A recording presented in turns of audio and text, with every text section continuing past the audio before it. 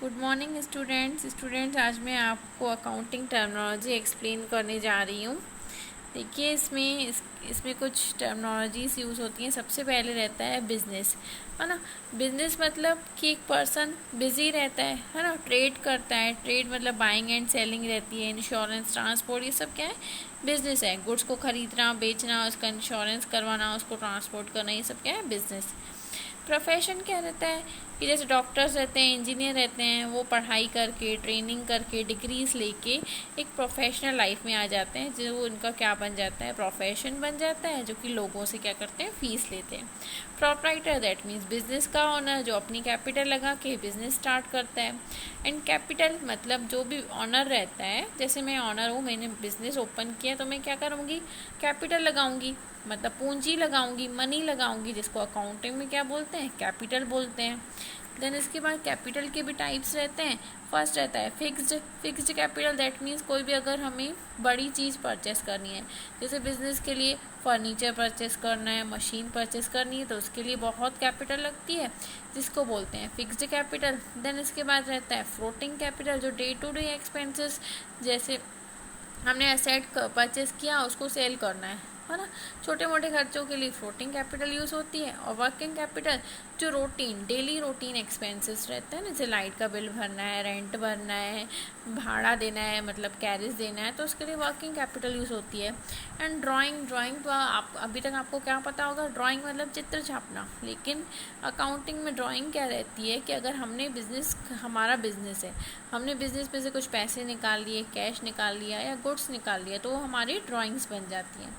Goods क्या रहते हैं, जो बिजनेस में हम अपना माल यूज़ करते हैं, है ना, परचेज करके आते हैं या सेल करते हैं, उनको हम गुड्स बोलते हैं। गुड मतलब क्या होता है, अच्छा होता है वैसे तो, लेकिन अकाउंटिंग में माल को क्या बोला जाता है, स्टॉक को क्या बोला जाता है, गुड्स। ठीक है, जो बेचना और खरीदना रहता है। परचेसेस मतलब खरीदना, परचेसिंग करना। दो टाइप की रहती है, एक कैश रहती है, एक क्रेडिट रहती है। कैश मतलब जो उसी टाइम पे हम कैश दे के खरीदते हैं, और क्रेडिट अगर हमने उधार में कुछ खरीदा तो वो हमारी क्रेडिट परचेस हो जाती है।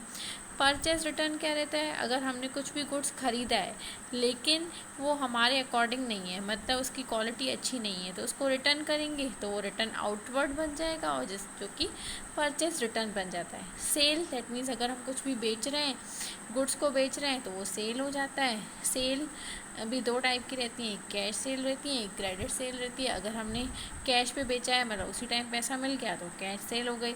लेकिन उधार में अगर हमने बेचा तो वो हमारी क्रेडिट सेल हो गई।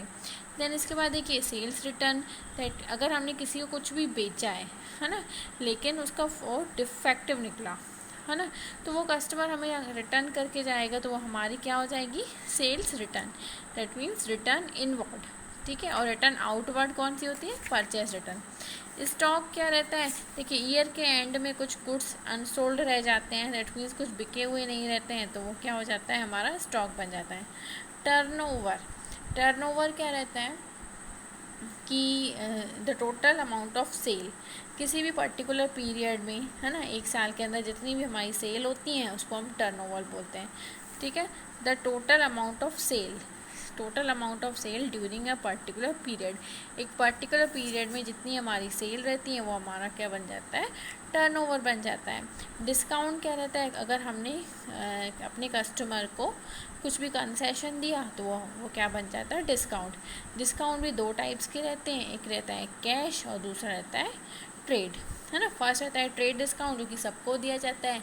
जैसे हम कुछ भी क्लॉथ खरीदते हैं ना, हमने मार्केट से क्लॉथ दुकान से कुछ भी खरीदा, तो उसमें रहता है कि 20% ऑफ मिलेगा, 25% ऑफ मिलेगा, तो वो हमारी ट्रेड डिस्काउंट बन जाती है, जो कि सब कस्टमर्स को, ऑल कस्टमर्स को अलाउड होती है।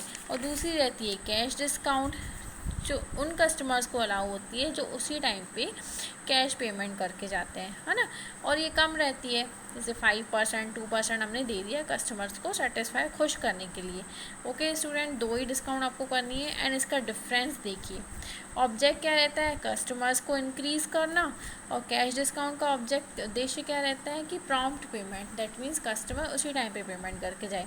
अकाउंटिंग ये नहीं, ट्रेड डिस्काउंट रिकॉर्ड नहीं की जाती, लेकिन कैश डिस्काउंट रिकॉर्ड की जाती है। कंक्लूज़न, इट इज कैलकुलेशन, ये किस पे कैलकुलेट किया जाता है, इनवॉइस प्राइस ऑफ गुड्स पे, मतलब गुड्स की जो भी इनवॉइस प्राइस प्रिंटेड प्राइस रहती है, जैसे 100 लिखा है उसमें, उसका 20% निकालना है, तो 100 का 20% कितना आएगा 20। तो ये किस पे कैलकुलेट की जाती है, इनवॉइस प्राइस पे। लेकिन ये किस पे कैलकुलेट की जाती है कि जितना हमें पेमेंट लेना है उस बेस पे ये कैलकुलेट की जाती है। इसके बाद दिया है इंडिकेशन इनवॉइस, ये इनवॉइस को इंडिकेट करता है लेकिन ये इनवॉइस में इंडिकेट नहीं होता है। रिसिपेंट, ये हर एक कस्टमर को अलाउ होती है। एंड कैश डिस्काउंट उन कस्टमर्स को अलाउ होती है जो कि प्रॉम्प्ट पेमेंट, दैट मीन्स उसी टाइम पे पेमेंट करते हैं। टाइम, ये बाइंग एंड सेलिंग, खरीदने और बेचने के टाइम पे अलाउ होती है, लेकिन ये specific time of payment it is allowed at the specific, ये उस टाइम पे अलाउ की जाती है जिसमें पेमेंट तुरंत मिल जाए। ओके स्टूडेंट, 6 पॉइंट आपके सफिशिएंट है। एक ये भी इजी पॉइंट है। अब रेट वाला पॉइंट देख लीजिएगा। ट्रेड डिस्काउंट हमेशा हायर रहती है, जैसे मैंने बताया ना 20-25%, लेकिन कैश डिस्काउंट बहुत कम रहती है, 2% या 5%, सिर्फ कस्टमर्स को खुश करने के लिए की जाती है। ओके स्टूडेंट, ये ध्यान दीजिएगा, ट्रेड डिस्काउंट हर एक कस्टमर को अलाउ होती है और कैश डिस्काउंट सिर्फ उन कस्टमर्स को अलाउ होती है जो कि तुरंत पेमेंट करते हैं।